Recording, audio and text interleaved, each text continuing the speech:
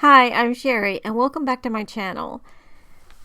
Welcome to this episode of What is in That Tote. And this is our very first episode. And look what I found. I got a sweater. Well, okay. Well, what do we do with it? Well, that's easy. That's an easy upcycle. Etsy, this is totally legit with Etsy.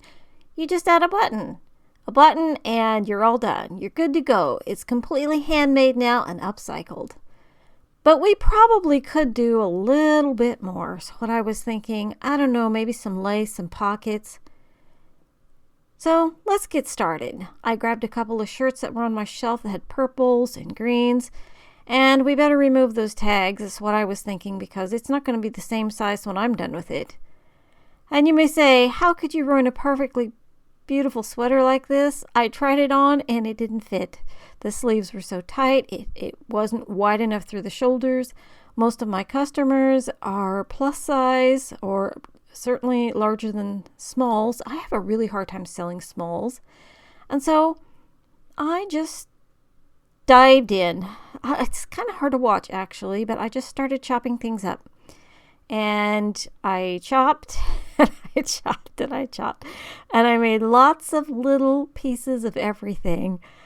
I'm going to be honest with you. When I was doing this, I was thinking to myself, I'm going to humiliate myself in front of, at this point in time, I have 8,000 subscribers. The pressure was a little tense. I got to admit it was a little tense, but because I wasn't sure how this was going to turn out. And honestly, I come to realize that some of my projects will actually be flops. I can't succeed every single time. And so guys, on some of these upcycles, they are just not going to work out, and I'm just going to have to, I'm going to have to own up to it when it doesn't. But so far, I have hope. I'm getting in this. I've only worked with a few sweaters this way before, and I am a little nervous. And for those who want to do upcycle sweaters, the tips here that I do is I try to fold it under to give me a better edge. It just wouldn't go. So what I did was I put it on flat and I zigzagged it 2 and 3 times.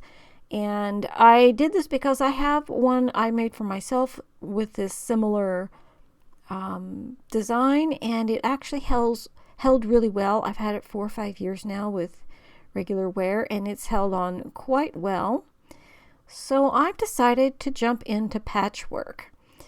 Now, this is like the hardest thing I could have chosen to do, but honestly, the thing is no matter what I thought about doing with this sweater, it just wasn't going to work because the sleeves were narrow. They were too narrow for my arms even, and I'm a medium to large, and I couldn't think of anything else to really do with it other than to dismember it. I don't sell a lot of small clothing, and I don't know anyone who would want this. And my local clothing store that takes donated goods, last time I went there, said that they were so overrun they couldn't even take anymore.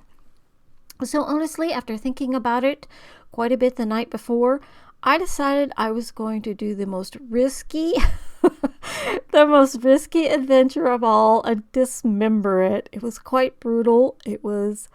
I would be lying to say I wasn't nervous. I was quite nervous. And so I just kept at it. I cut pieces and I just kept doing the patchwork. And it took me a really, really long time to do this. And when I got done, I had all these little purple knit pieces from cutting it just all over my sewing room. It took me quite a while to vacuum up all the little tidbits of everything. And as I had the camera in front of the little drawer where I put my scraps, I even had a little pile of scraps on the floor at the end. Okay, let's see. Okay, so we're all done. I'm all done with it, and this is what I have. I'm pretty happy with it. Several things I would possibly do over. One of them is include a little more denim into the actual patchwork. But it took me 6 hours to make this. So here it is. Without further ado. I don't know if you could see it. My room's so tiny. So, what do you think? I love it. It's very warm. Somebody's gonna love this. I'm putting this one up for sale actually in my shop. Like I said, it took me 6 hours to make it. We've got 3 shirts into it. Probably bought a half a pair of jeans or so, and some of my other patches and pieces that I had laying around. And it was a lot of fun though. I was nervous at one point that it wasn't going to work out. When I started cutting it apart and I had little pieces of sweater and things like that, I was like, no, I wonder if it's not going to work out. But it did, and I'm so pleased with it. It's comfortable. I think if I'd have added more denim to it, I think it would have been too heavy. It's quite heavy. I'm going to guess close to 3 pounds. So if you're looking for something warm, this one is really warm, but it does have big, like your sleeves are big on it, but it's meant to be worn like a jacket. You know, it's a poncho. And the pockets have 3 separate pockets on each one. This one has a button. The buttons on this are metal too, which are really, really neat. I put the little leather patch. It says something like buffalo something in vintage, so which is kind of fun. But anyways, that's it for this challenge. Now, next challenge, I'm going to change it up a little bit. We are going to start the challenge on probably a Sunday or Monday. You look for that video. And then instead of showing the results on Friday, I'm going to show the results on the next challenge day. So it gives me 2 more days to work on it, because I really wanted to give myself as much time as possible to think about it, to get feedback. A lot of the things that you guys said I would have done had this garment been bigger. Like the one, like slicing it wide, adding the shirt in the middle. That was a great idea. Even the pillowcase was a great idea. They were all great ideas. Making headbands or socks or the gloves and mittens, all of them were great ideas.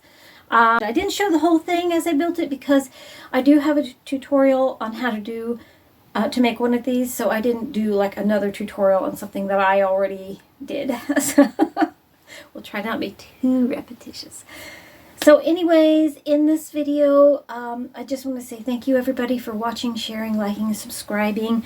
I appreciate it, guys. Subscribing to my channel and watching it means a lot. It might make the difference as to whether I can continue this, putting as much effort into these videos or not. So I appreciate it. Thank you guys, and until next time, happy sewing.